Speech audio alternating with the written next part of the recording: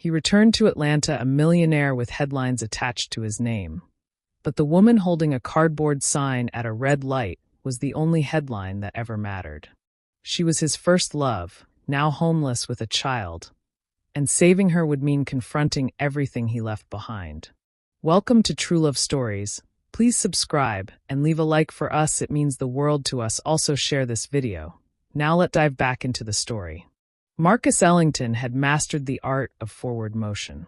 From the outside, his life looked like a perfectly edited success story. Self-made tech millionaire, owner of multiple investment properties across Atlanta, keynote speaker at business conferences, featured in magazines that once seemed untouchable to a boy from the West Side. He lived in a glass-walled penthouse overlooking the city skyline, drove cars he used to see only in music videos, and wore suits tailored so precisely they felt like armor. But none of that prepared him for the red light on Peachtree Street. Rain tapped steadily against the windshield of his Bentley as he scrolled absently through emails on his phone. The light had been red longer than usual. Traffic was backed up. His driver had taken the afternoon off, so he was alone. Just him and the quiet hum of the engine. A soft knock interrupted his thoughts. He glanced up. A woman stood near the curb holding a damp cardboard sign that read, "Anything helps. God bless." A little boy, no older than 5, clung to her coat with one small hand while the other rubbed his eyes against the cold drizzle. Her shoes were worn thin. Her coat was too light for the weather. Her hair, once thick and carefully styled, was now pulled into a tired puff beneath a knit cap. Marcus almost looked away. He had seen scenes like this before.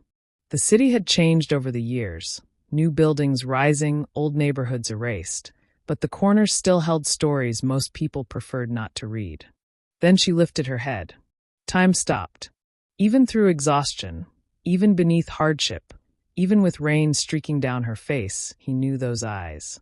Deep brown, steady, expressive. They used to look at him across a classroom while teachers droned on about equations and essays.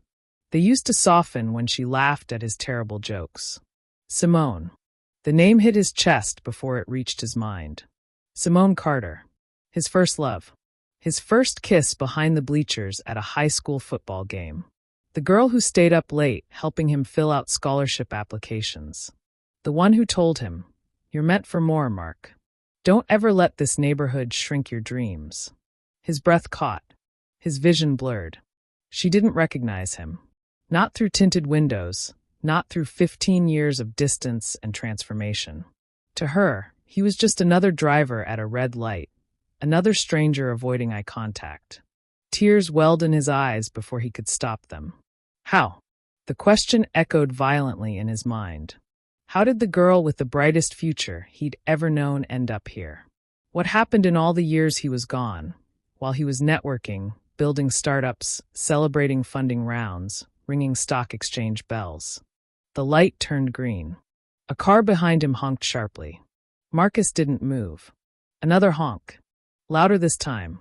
Simone shifted uncomfortably, pulling the little boy closer to her side as traffic began to inch forward. For a brief second, her eyes scanned the cars with quiet resignation, the look of someone bracing for indifference. That look broke him. He pressed his foot to the gas, but instead of driving through the intersection, he pulled sharply to the curb just ahead. His heart pounded harder than it ever had during business negotiations worth millions. His palms felt damp against the steering wheel. He sat there for a moment, staring into the rearview mirror. He barely recognized himself either. Tailored suit, gold watch, groomed beard. Success had reshaped him physically, but somewhere beneath it was still the teenage boy who loved a girl named Simone Carter. He stepped out of the car. The rain hit him instantly, dotting his jacket with dark specks. Drivers slowed to stare. The contrast was almost cinematic. A millionaire in polished shoes walking back toward a homeless woman on a busy Atlanta street. Simone looked up cautiously as he approached. The little boy hid halfway behind her leg. Marcus stopped a few feet away, suddenly unsure of how to bridge 15 years and a lifetime of difference. "Simone," his voice cracked. She stiffened. No one had said her name like that in years. Her eyes searched his face carefully. Confusion flickered first. Then disbelief. Then something deeper, recognition breaking through layers of time and pain. Mark, hearing his old nickname on her lips sent another wave of emotion through him. He nodded, unable to trust his voice for a moment. Rain mixed with tears on his cheeks, but he didn't wipe them away. Up close, he could see the fatigue lining her face. He could see strength too, the kind carved from survival. The little boy peeked at him with curious eyes that held an echo of innocence untouched by circumstance. Marcus swallowed hard. What happened? It wasn't an accusation. It wasn't pity. It was heartbreak. Simone's chin trembled slightly, but she steadied herself. Pride straightened her shoulders even in the rain. Life, she said quietly. The word carried years inside it. Cars continued to rush past them. People stared. The city moved forward as it always did. But Marcus felt as if the universe had paused, presenting him with a choice he didn't know he would ever face again. 15 years ago, he left to chase opportunity. Today, opportunity had brought him back. To a street corner, to unfinished love, to a woman who once believed in him before he believed in himself. And this time, he wasn't going to drive away. The diner was warm, but Simone kept her coat on. Marcus noticed that first. She sat across from him in a quiet booth near the back, Isaiah tucked beside her with a cup of hot chocolate Marcus had ordered without asking. The boy held it carefully with both hands, as if afraid it might disappear. Simone's eyes kept scanning the room, not out of curiosity, but habit. Survival had trained her not to relax. Marcus had rented out the small diner for the hour under the pretense of a private meeting. He didn't want strangers staring. He didn't want whispers. He didn't want her pride bruised any further. For a few moments, neither of them spoke. Up close, he could see the years. The softness in Simone's cheeks had sharpened. Faint lines rested at the corners of her mouth. But her eyes were the same, deep, intelligent, observant. Just tired. So tired. I tried to find you once, Marcus said quietly. She gave a small, almost humorless smile. I wouldn't have been easy to find. The weight in her voice told him that wasn't just about social media. He leaned forward slightly. Talk to me, Simone. Please. She stared down at her hands. Her nails were short, uneven. Her fingers trembled faintly, though she tried to steady them by clasping them together. After you left for Howard, things changed fast, she began. My mom got worse. The doctors said it was aggressive. I thought I could handle school and take care of her, but, she paused, swallowing hard. I couldn't leave her. Marcus remembered her mother, Ms. Carter with the warm smile and strict curfews. The woman who used to call him that smart boy. Guilt crept into his chest. He had been away learning venture capital terms while Simone was learning hospital terminology. She passed during my second semester at community college, Simone continued. I dropped out after that. The house wasn't paid off. Medical bills piled up. I picked up 2 jobs, then 3. I thought I'd get back to school eventually. Isaiah leaned against her side, absent-mindedly tracing circles on the table with his finger. Marcus watched him closely. The boy had Simone's eyes. Then I met Darren, she said. The name felt heavy. He was charming at first. Said all the right things. Talked about building something together. I was tired, Mark. Tired of carrying everything alone. When you're drowning and somebody offers a hand, you don't check to see if they know how to swim. Marcus's jaw tightened. He didn't hit me or anything, she added quickly, as if protecting herself from assumptions. It wasn't like that. It was worse in some ways. He chipped at me. Slowly. Told me I thought I was better than I was. Told me I wasn't as smart as I used to be. Said nobody else would want a woman with baggage. Marcus felt heat rise in his chest. When I got pregnant, he said we weren't ready. That I trapped him. Her voice cracked for the first time. When Isaiah was 2 months old, he left. No note. No money. Just gone. Silence settled between them, thick and suffocating. I tried, Mark. I really did. I worked daycare shifts so I could keep him with me. Waitressed at night. But rent kept going up. My car broke down. One setback turned into another. You miss one payment, then two. Eviction notices don't care about effort. She finally looked up at him then. Her eyes were glossy but defiant. I didn't tell anybody. I didn't want people looking at me like I failed. You didn't fail, Marcus said instantly. She gave him a look that held both gratitude and disbelief. That's easy to say when you're not the one standing on a corner. The words stung because they were true. Marcus felt something unfamiliar. Helplessness. He could negotiate million-dollar contracts without blinking, but he couldn't negotiate away the years she'd suffered. How long? He asked quietly. 6 months, she answered. Couch to couch at first. Then shelters. Then when the shelters were full. She didn't finish the sentence. Isaiah tugged at her sleeve. Mama, are we staying here tonight? The question sliced through Marcus.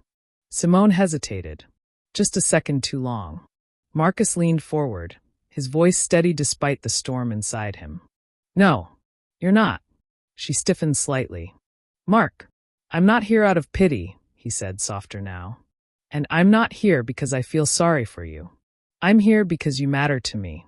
You always did. Her defenses flickered. He reached into his pocket, pulling out a simple business card, not flashy, not gold-plated. Just his name and number. I built companies, Simone. I built investments. I built everything I said I would. His voice lowered. But I never stopped wondering what happened to you. She studied his face carefully, searching for condescension. She found none. I don't need to be rescued, she said, though the statement sounded more like a reminder to herself than to him. I know, Marcus replied. But nobody is meant to do life alone. Isaiah slid off the booth seat and wandered slightly toward Marcus, studying his watch with innocent fascination. Are you rich? The boy asked bluntly. Simone gasped softly. Isaiah. Marcus surprised himself by laughing, the sound easing tension in the room. Yeah, little man, he admitted. I am. Isaiah considered that. Do rich people got extra beds? The simplicity of the question shattered whatever restraint Marcus had left. He blinked rapidly, fighting emotion. Yeah, he said gently. We do. Simone closed her eyes briefly, as if battling pride and exhaustion in equal measure. When she opened them, they were vulnerable in a way he had never seen before. I don't want charity, she whispered. You won't get charity, Marcus said. You'll get support. There's a difference. For the first time since he'd seen her at the intersection, Simone allowed herself to breathe fully. Not because her problems were solved. Not because her pride was gone. But because for the first time in a long time, someone was offering to stand beside her, not above her. And Marcus silently vowed that he would never again be the man who drove away when she needed him most. Marcus didn't take them to his penthouse. He knew better. Instead, he drove them to a quiet luxury extended-stay hotel on the north side of the city. Somewhere private, discreet, comfortable without being overwhelming. Simone sat in the passenger seat this time. Isaiah buckled carefully in the back, staring wide-eyed at the city lights passing by. No one spoke much during the drive. The silence wasn't awkward. It was heavy with adjustment. When they arrived, Marcus handled everything at the front desk quickly. A 2-bedroom suite. Paid in advance. Groceries already requested to be delivered. Clothing essentials arranged through a concierge service. He did it efficiently, not to impress her, but to remove immediate stress. Simone stood in the suite doorway after the bellhop left, staring at the clean carpet, the soft lighting, the kitchenette stocked with food. Isaiah ran straight to the bedroom and jumped onto the bed, laughing in disbelief. We get to sleep here, he asked. For as long as you need, Marcus replied. Simone folded her arms, not defensively, but protectively. This is too much. It's not enough, Marcus said quietly. She turned to him. Mark, you can't just fix everything with money. I know that, he answered. That's why I'm not trying to. He kept his distance physically, giving her space to adjust. This isn't about sweeping in. It's about stability. You need a safe place first. Everything else comes after. She studied him carefully. The Marcus she remembered had been ambitious but impulsive, passionate but sometimes stubborn. The man standing in front of her now was controlled, deliberate. Success had matured him, but something softer still lived beneath it. Over the next few days, Marcus moved with intention. He didn't smother. He didn't hover. He asked before scheduling anything. He listened. He arranged for Simone to meet with a financial advisor, not to lecture her, but to help untangle debt and create a realistic path forward. He connected her with a career counselor who specialized in helping women re-enter the workforce after instability. He made sure Isaiah had new clothes, books, and a pediatric appointment scheduled. But more than logistics, Marcus showed up. He came by in the mornings with breakfast sometimes, not in a suit, but in jeans and a hoodie. He sat cross-legged on the floor assembling toy cars with Isaiah. He walked Simone through online course options when she admitted she still dreamed of finishing school one day. One afternoon, as Isaiah napped, Simone finally asked the question sitting heavy on her chest. "Why are you really doing this?" Marcus didn't pretend not to understand. "I loved you," he said simply. "I never stopped caring about you." "That was high school," she replied, though her voice lacked conviction. "It wasn't just high school to me." She looked out the window. "People change." "Yeah," he agreed. "We do. But some things don't." She turned back toward him. "You don't owe me anything." "I'm not here because I owe you," he said steadily. "I'm here because I choose to be." The distinction lingered between them.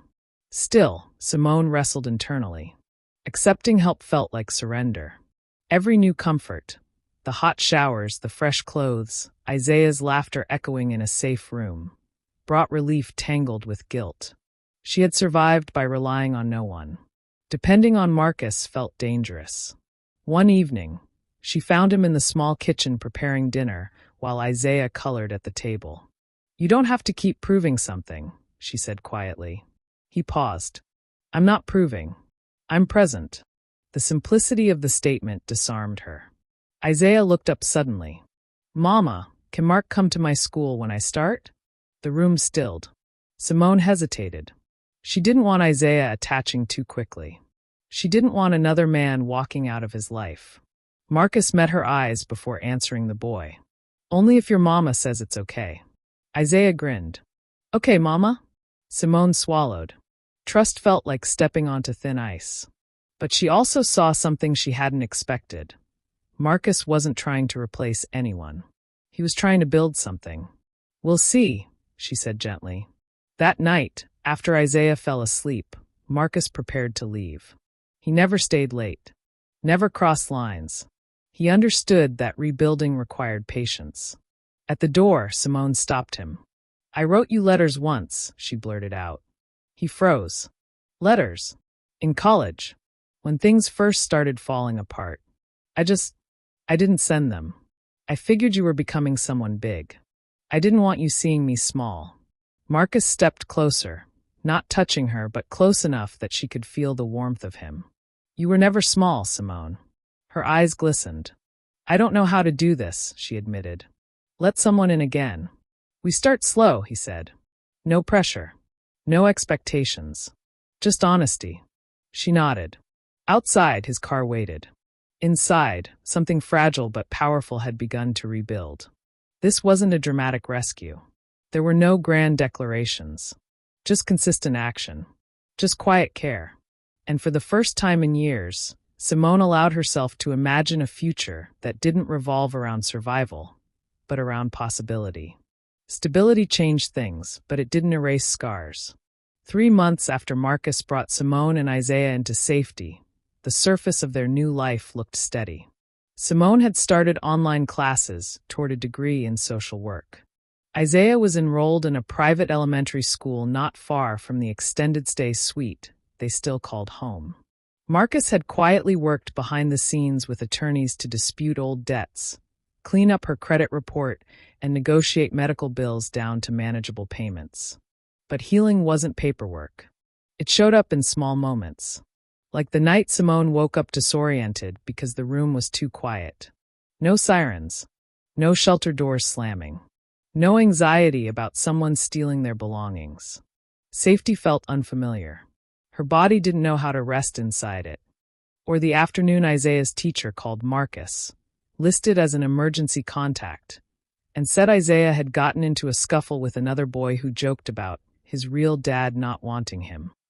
Marcus left a board meeting mid-sentence and drove straight to the school. When he arrived, Isaiah sat stiffly in a small office chair, eyes glassy but determined not to cry. "I'm not bad," Isaiah muttered. Marcus crouched in front of him, loosening his tie. "I know you're not." The boy's voice cracked. He said Dad's leave. Marcus felt that sentence land deep. Later that evening, after Simone thanked him for going, Isaiah stood in the doorway of the suite's living room and asked the question that neither adult had been prepared for. "Are you going to leave us too?" The room went still. Simone's breath caught sharply. The fear in her son's voice mirrored her own unspoken worry. Darren had once promised forever too. Marcus didn't answer quickly. He walked over, knelt down, and looked Isaiah directly in the eyes. "I'm not going anywhere," he said calmly. "Not because I have to. Because I want to be here." Isaiah studied his face carefully, as if measuring truth. Then he stepped forward and hugged him. Simone turned away briefly, wiping tears before either of them could see. That night, she and Marcus sat on opposite ends of the couch, the city lights glowing faintly through the curtains. "I'm scared," she admitted. "Of what?" "That this is temporary. That one day you'll wake up and realize this is too much baggage. Too complicated." Marcus leaned back, exhaling slowly. "Do you think I don't have baggage?" She looked at him skeptically. "You're a millionaire, Mark." "And," he challenged gently, "you think money cancels out loneliness? Or mistakes?" He told her then about the years after college. The failed engagement to a woman who loved his ambition but not his heart. The sleepless nights building his first company when investors nearly pulled out. The therapy he'd quietly started after realizing success didn't automatically create fulfillment. "I built a life," he said, "but I didn't build a family." The word lingered. Simone swallowed. "I don't want to be your redemption story." "You're not," he said firmly. "And I'm not yours. We're two people who survived different storms." Weeks later, Marcus accompanied Simone to a non-profit event supporting women transitioning out of homelessness. She had been invited by a counselor who saw leadership in her. Simone nearly backed out twice. "I don't look like the other donors," she whispered when they arrived. "You're not supposed to," Marcus replied. "You're the proof." When Simone took the microphone unexpectedly, voice trembling at first, she told her story without dramatics. She spoke about pride, about silence, about how quickly life can unravel, and about how one act of someone stopping instead of driving past can change everything. Marcus watched the room shift as she spoke. She wasn't broken. She was powerful. On the drive home, she stared out the window quietly. "I don't want what happened to me to just be something I survived," she said. "I want it to mean something." "It already does," Marcus replied. Isaiah began calling Marcus Mr. Mark at school events. Then one day, without announcement, he dropped the Mr. Simone noticed. So did Marcus. The final wall between them cracked the evening Simone found an old storage box Marcus had retrieved from her foreclosed home months earlier. Inside were photographs, her mother's handwritten recipes, and a stack of unsent letters addressed to Marcus. He held one carefully. "Can I?" She nodded. He read silently. Words written by a 19-year-old, Simone poured out. Fear, hope, love, loneliness. In one letter she wrote, "I hope one day you become everything you dream of. And I hope you don't forget the people who loved you before you were successful." Marcus lowered the paper slowly. "I never forgot you." This time, when he stepped closer, she didn't pull away. Their kiss wasn't rushed or desperate. It was careful, intentional. Two people choosing each other with full awareness of history. They didn't talk about marriage. They didn't talk about forever. They talked about tomorrow. About consistency. About showing up again and again until trust no longer felt fragile. Healing wasn't loud.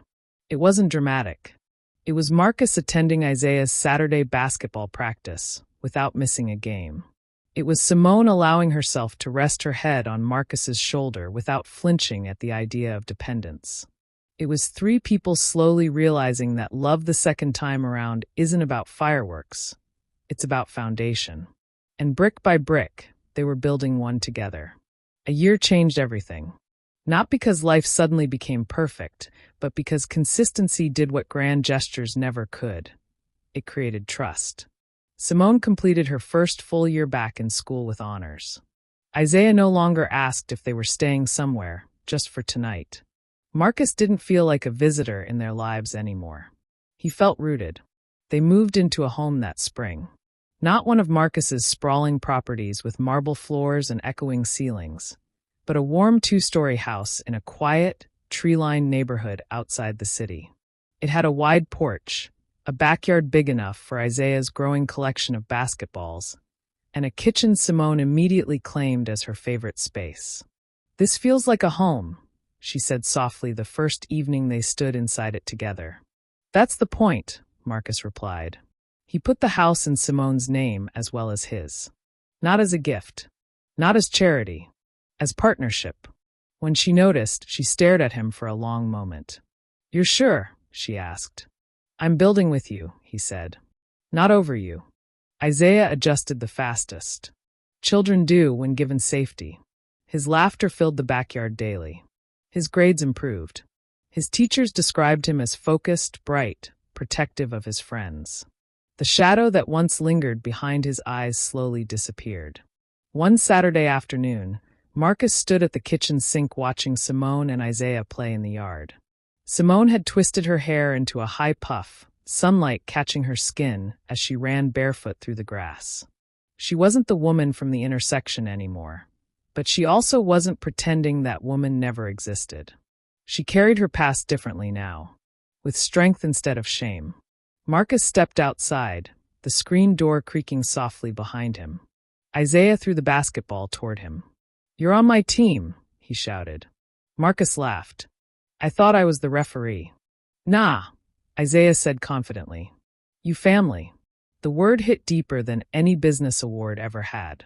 That evening, after Isaiah fell asleep on the couch mid-movie, Marcus carried him upstairs and tucked him into bed.